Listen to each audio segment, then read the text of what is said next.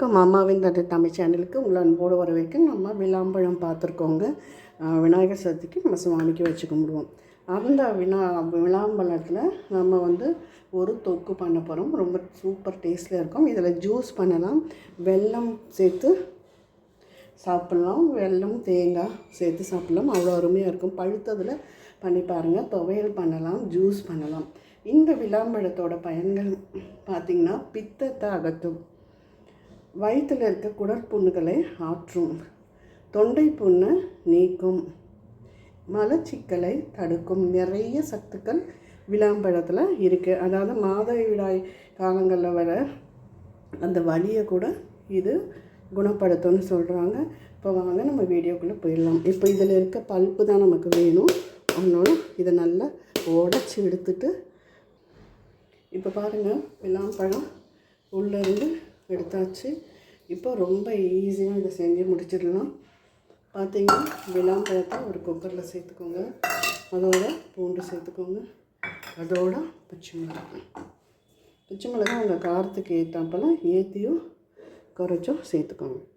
இப்போ பார்த்திங்கன்னா, இதில் 1/2 ஸ்பூன் மஞ்சள் பொடி,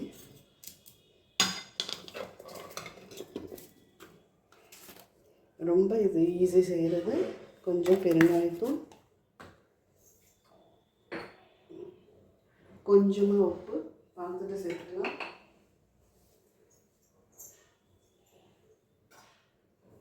இப்போ இது வேகிற அளவு கொஞ்சமாக எண்ணெய் விட்டு குக்கரில் ஒரு விசிலுக்கு மட்டும் வேக வைங்க, போதும்.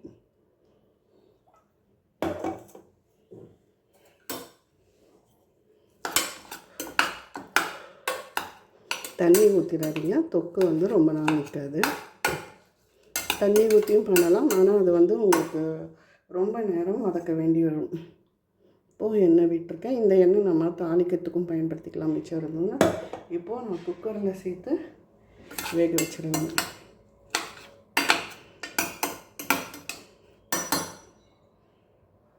ஒரே விசிலுக்கு வேக வச்சு எடுங்க.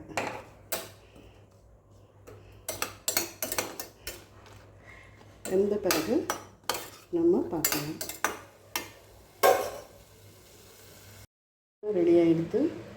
இதில் 1/2 ஸ்பூன் இது சேர்க்குறேன், புளி. நீங்கள் அதோடய சேர்த்து வேக வச்சிடலாம். என்கிட்ட புளி பேஸ்ட் இருக்கிறதால இதை நம்ம கடைசியாக சேர்த்துக்கலான்ட்டு விட்டுட்டேன். இப்போ பார்த்திங்கன்னா ஆல்மோஸ்ட் ரெடி ஆகிடுச்சு. இப்போ பாருங்கள், இப்படியே மிக்சியில் அடிச்சிக்கலாம், இல்லைன்னா நம்ம மத்துக்கொண்டு இந்த பச்சை மிளகாய் எல்லாத்தையுமே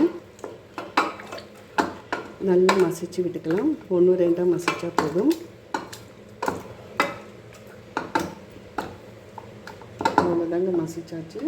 இந்த பக்கம் கடாய் வச்சுருக்கேன், எண்ணெய் விட்டுருக்கேன். இப்போ பார்த்தீங்கன்னா கடுகு மட்டும்தான் சேர்த்துக்கிறோம். இப்போ நம்ம உள்ள சேர்த்துக்கலாம்.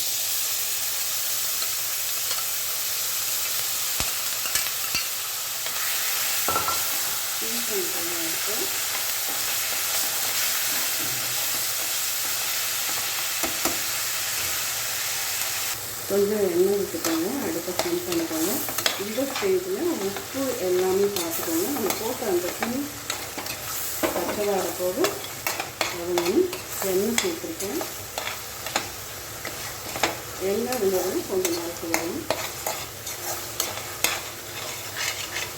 இப்போ இந்த ஸ்டேஜில் உப்பு சரி பார்த்துக்கோங்க. கொஞ்சம் உப்பு தேவைப்படுது.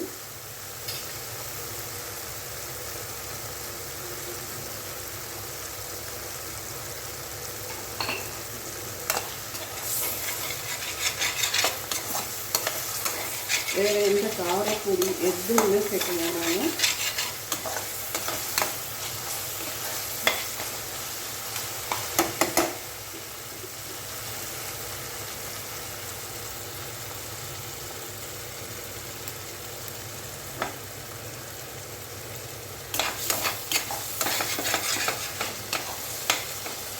அவ்வளோ டேஸ்ட்டாக இருக்கும். உங்களுக்கு ட்ரை பண்ணி பாருங்கள். கொஞ்சமாக முதல் ட்ரை பண்ணி பாருங்கள்.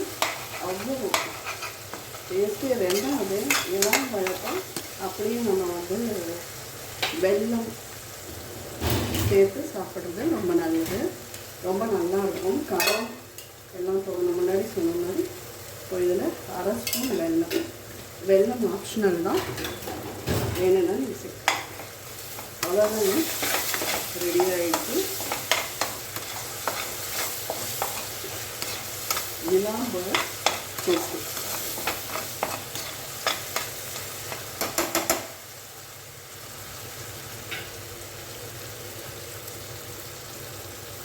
இப்போது நம்ம அடுப்பை அணைச்சிடலாம்.